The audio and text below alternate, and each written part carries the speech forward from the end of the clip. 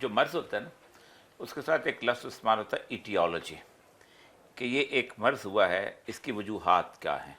सबसे पहले वही देखी जाती हैं। फॉर एग्ज़ाम्पल अगर किसी जगह मलेरिया फैला है तो हम देखते हैं कि मच्छर हैं, मच्छर कहाँ से आए हैं, किस गटर से, किस जौहर से उठ के आते चले आ रहे हैं। इसी तरह और बहुत सारी चीज़ें जो हैं वो तलाश की जाती हैं। माशरती मर्ज़ भी इसी तरह की चीज़ होती हैं। अगर एक जगह बहुत ज़्यादा गुर्बत और अफलास है तो हम देखते हैं उसकी वजह क्या है, एक्सप्लॉयटेशन। एक जगह बहुत ज़्यादा इमारत आ गई है और उसमें लोग इमारत के नशे में गाफिल हो चुके हैं तो उसकी देखते हैं वजह क्या है। कत्ल गारत बहुत ज़्यादा होना शुरू हो गया है तो उसका मतलब ये है कि उसको देखते हैं कि कत्ल गारत क्यों वजह हुआ है, उसकी लोगों के अंदर इतनी एग्रेशन कैसे आ गई है। तो ख़ास तौर पे हम रेप की स्टडी जो है वो हम नहीं करते। रेप इंसानी नफ्सियात की एक बहुत गंदी और गलीज़ तरीन शक्ल है। ये हमेशा सदियों से चला आ रहा है, लेकिन इस फिनोमेना के अंदर एक बात ये थी कि रेप हमेशा फाते कौमें मफतूक लोगों के लिए किया करती थी।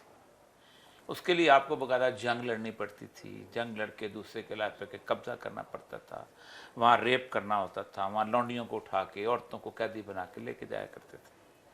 लेकिन वो माशरा जो कि खुद बजाते खुद एक मुकम्मल माशरा होता था, उसके अंदर रेप का वजूद बड़ी दूर दूर तक नहीं था। उसकी एक बुनियादी वजह ये है, आप पुरानी कहानियाँ उठा लें, आपको मोहब्बत की दास्तानें ज़रूर मिलेंगी, इस तरह की दास्तानें मिलेंगी कि मोहब्बत के नाम पे आपने सेक्रीफाइस कर दिया, सब कुछ कर दिया, लेकिन आपको कहीं पर ऐसी रेप की दास्तानें नहीं मिली। यहाँ तक कि बादशाहों की जो कहानियाँ थीं उसमें भी ये होता था, अगर किसी बादशाह को किसी दूसरे इलाके की लौंडी पसंद आई है तो उसने जाके पूरा हमला। हेलन ऑफ ट्राई क्या चीज़ है, आपने हेलन को फतह करने के लिए पूरा इलाका फतह कर दिया। लेकिन ये रेप जो है ये जंगों के अलावा हमारे घरों तक कैसे पहुंचा, हमारे इलाकों तक कैसे पहुंचा, हमारी जगहों पर हमें देखना पड़ेगा ना। सबसे पहली बात तो ये, तो उसमें दो अहम तरीन चीज़ें जो हैं वो इसके अंदर आती हैं। हमारे जितने भी नफ्सियात दान जो हैं वो लेते हैं, कहते हैं कि रेप, एक तो रेप होता है बजाते खुद रेप कि एक औरत के साथ जिनसी ज्यादती की जाए, लेकिन अक्सरियत रेप जो है गुज़श्ता 2-2.5 साल के साथ 100 साल से जो हो गई है कि वो रेप के साथ मर्डर भी इकट्ठा हो गया कि आपने एक औरत को साथ जिनसी ज्यादती भी की और उसको मार भी दिया। इसका बानी जैक द रिपर था।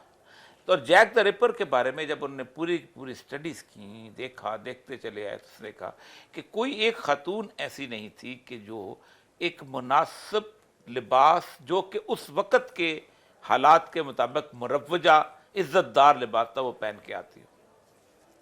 उसके बाद इतनी मोटी किताब है सीरियल किलर्स की, इतनी मोटी, सिर्फ नामों की, जो कि वेस्टर्न सोसाइटी की है। उस वेस्टर्न सोसाइटी के मतलब सिर्फ नामों की बात कर रहा हूँ, उनके विक्टिम्स की बात नहीं कर रहा। कोई फ्री वे किलर है, कोई फन लेडी फलाना किलर है, उनकी आप नफ्सियात को उठा के देख लें तो वो सारी की सारी उन औरतों की वजह से। अब सिर्फ उन औरतों की वजह से भी नहीं होता, ये भी बड़ा गलत मफरूज़ है कि एक औरत जो है दरअसल कम लिबास पहन के मार्केट में आगे आदमी ने खंजर उठा लिया, ना, ऐसा नहीं होता। ज़्यादा यही कहते हैं कि यार बुरी बात। लेकिन दूसरी चीज़ उसके साथ जो उसको कंप्लीमेंट करती है, जो उसके मर्ज में इजाफा करती है, वो उसको हिजानी मटीरियल जो है वो आप उसको मिलता है पढ़ने के लिए। 100-125 साल से हमारे यहाँ वेस्ट में भी और मगरब में भी सबसे पहले फोश नावल लिखने शुरू हुए। पहले तो फोश निगारी जो थी वो कुछ लोगों ने इख्तियार की, D.H. लॉरेंस टाइप लोगों ने इख्तियार की, हॉर्सिलिस डॉलर्स लिखना शुरू किया गया। पाकिस्तान में बड़े सगीर पाक में मिंटो वगैरह ने, इसमें चुगताई ने ढकी छुपी थी, लेकिन उसके साथ साथ छोटे नावल भी शुरू हो गए। उसमें यह था कि मुझे एक एक्सेस था कि मैं वो नावल पढ़ूँ या ना पढ़ूँ। लेकिन उसके बाद हुआ ये कि एक मुख्तलिफ किस्म के मीडियाज़ आ गए जिसमें पोर्न फिल्म आ गई। उस फिल्मों में भी एक्सेस था कि मैं वहाँ जाऊँ या ना जाऊँ। फिर उसके साथ वक्त ये बदला कि वो सीडीज़ में आ गई, फिर सीडी से आपके मोबाइल के हाथ में आ गए।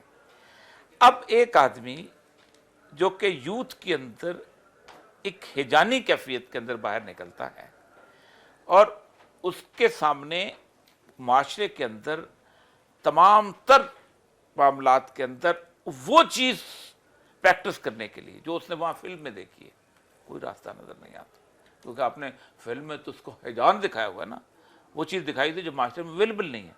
तो उसके अंदर साइकोलॉजिस्ट कहते हैं कि उसके अंदर एक ऐसी कैफियत पैदा होती है जिसे हम रैशनैलिटी खो देता है।